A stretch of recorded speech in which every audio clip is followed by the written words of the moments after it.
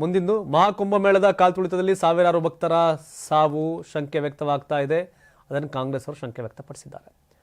ಜನವರಿ 29ರಂದು ಮಹಾಕುಂಭಮೇಳದಲ್ಲಿ ಸಂಭವಿಸಿದ ಕಾಲ್ತುಳಿತದಲ್ಲಿ ಮಡಿದ ಸಾವಿರಾರು ಜನರಿಗೆ ಕಾಂಗ್ರೆಸ್ ಅಧ್ಯಕ್ಷ ಮಲ್ಲಿಕಾರ್ಜುನ್ ಖರ್ಗೆ ಸೋಮವಾರ ಗೌರವ ಸಲ್ಲಿಸಿದರು. ಆದರೆ ಇದರ ರಾಜ್ಯಸಭೆ ಅಧ್ಯಕ್ಷರಾದಂಥ ಜಗದೀಪ್ ಧನ್ಕರ್ ಅವರು ಖರ್ಗೆ ಅವರಿಗೆ ನಿಮ್ಮ ಹೇಳಿಕೆ ಹಿಂತೆಗೆದುಕೊಳ್ಳುವಂತೆ ಕೇಳಿಕೊಂಡರು. ಇದಕ್ಕೆ ಖರ್ಗೆ ನಿರಾಕರಿಸಿದ್ರು. ರಾಜ್ಯಸಭೆಯ ವಿರೋಧ ಪಕ್ಷದ ನಾಯಕ ಖರ್ಗೆ, ಇದು ನನ್ನ ಅಂದಾಜು ಮತ್ತು ಇದು ಸರಿಯಲ್ಲದಿದ್ದರೂ ನೀವು ಸತ್ಯ ಏನೆಂದು ಹೇಳಬೇಕು ಅಂತ ರಾಜ್ಯಸಭಾ ಅಧ್ಯಕ್ಷರಿಗೆ ಆಗ್ರಹ ಮಾಡಿದರು. ನಾನು ನನ್ನ ಹೇಳಿಕೆ ಸರಿಪಡಿಸಿಕೊಳ್ಳಲು ಸಿದ್ಧ.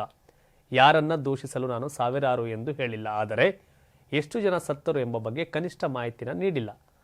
ನಾನು ಹೇಳಿದ್ದು ತಪ್ಪಾಗಿದ್ದರೆ ಕ್ಷಮೆ ಯಾಚಿಸ್ತೇನೆ. ಆದರೆ ಸರ್ಕಾರ ಕಾಲ್ತುಳಿತದಲ್ಲಿ ಎಷ್ಟು ಮಂದಿ ಸತ್ತರು, ಎಷ್ಟು ಮಂದಿ ಕಾಣಿಯಾಗಿದ್ದಾರೆ ಎಂಬ ಅಂಕಿ ಅಂಶಗಳನ್ನು ನೀಡಬೇಕು ಎಂದು ಖರ್ಗೆ ಹೇಳಿದರು.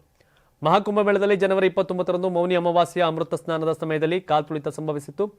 ಉತ್ತರ ಪ್ರದೇಶ ಸರ್ಕಾರ ಒದಗಿಸಿದ ಅಂಕಿಅಂಶಗಳ ಪ್ರಕಾರ 30 ಜನ ಸಾವನ್ನಪ್ಪಿದ್ದಾರೆ ಮತ್ತು 90 ಜನ ಗಾಯಗೊಂಡಿದ್ದಾರೆ. ಆದಾಗ್ಯೂ ರಾಜ್ಯಸಭೆಯಲ್ಲಿ ರಾಷ್ಟ್ರಪತಿಗಳ ಭಾಷಣದ ವಂದನಾ ನಿರ್ಣಯದ ಮೇಲಿನ ಚರ್ಚೆಯಲ್ಲಿ ಭಾಗವಹಿಸುವಾಗ ಖರ್ಗೆ ಅವರು ಮೃತರಿಗೆ ಗೌರವ ಸಲ್ಲಿಸಲು ಕುಂಭದಲ್ಲಿ ಮಡಿದ ಸಾವಿರಾರು ಜನರಿಗೆ ಎಂಬ ಪದ ಬಳಸಿ ಗೌರವ ಸಲ್ಲಿಸಿದರು. ಮಹಾಕುಂಭದಲ್ಲಿ ಮಡಿದ ಜನರಿಗೆ ನಾನು ನನ್ನ ಗೌರವ ಸಲ್ಲಿಸುತ್ತೇನೆ, ಕುಂಭದಲ್ಲಿ ಮಡಿದ ಸಾವಿರಾರು ಜನರಿಗೆ ಎಂದು ಅವರು ಹೇಳಿದರು.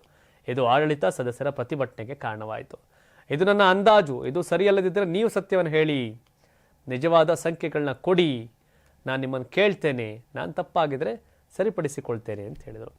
ಕರ್ನಾಟಕದವ್ರು 4 ಜನ, ತಮಿಳುನಾಡು ಎಷ್ಟು, ಕೇರಳ ಎಷ್ಟು, ಆಂಧ್ರ ಎಷ್ಟು, ತೆಲಂಗಾಣ ಎಷ್ಟು, ಹಿಂಗೆ ಲೆಕ್ಕ ಹಾಕೊಂಡು ಹೆಚ್ಚು ಕಮ್ಮಿ ಆಡಳಿತ ಪಕ್ಷ ಇದ್ದರೆ ಅವರೇ ಲೆಕ್ಕ ಕೊಡ್ತಾರೆ, ವಿಪಕ್ಷ ಇದ್ದರೆ ಅವ್ರು ಲೆಕ್ಕ ಕೊಡ್ತಾರೆ, ಹಂಗೆ ತಗೋಬೋದು. ಈಗ 30 ಮಂದಿ, ಅದಕ್ಕಿಂತ ಜಾಸ್ತಿ ಆಗಿರೋ ಗೊತ್ತಿರೋ, ಬಿಹಾರದಲ್ಲಿ ಇಷ್ಟು, ಯು ಪಿಯಲ್ಲಿ ಇಷ್ಟು ಅಂತ ನಮ್ಮವರು ಬ್ರೇಕಿಂಗ್ ಹೊಡಿತಿರೋರು. ಆದರೆ ಸಾವಿರಾರು 100 ಹತ್ರ ಮುಟ್ಬೋದೇನೋ ಗೊತ್ತಿಲ್ಲ, ಆದರೆ ಸಾವಿರಾರು ಎಲ್ಲ ಸಾಧ್ಯ ಇಲ್ಲ ಅನಿಸುತ್ತೆ. ಯಾಕೆ ಅಂತಂದರೆ ಹೆಚ್ಚು ಕಮ್ಮಿ ಮಹಾರಾಷ್ಟ್ರದ 40 ಜನ, ತಮಿಳುನಾಡಿನ 50 ಜನ, ಕರ್ನಾಟಕದ 100 ಜನ ಅಂತೇನೋ ಇರೋದಲ್ಲ ಪಟ್ಟಿ, ಹಂಗಿಲ್ವಲ್ಲ, ಹಾಗಾಗಿ ಗೊತ್ತಿಲ್ಲ. ಖರ್ಗೆ ಅವರೇ ಆನ್ಸರ್ ಮಾಡ್ಬೇಕು ಅದಕ್ಕೆ.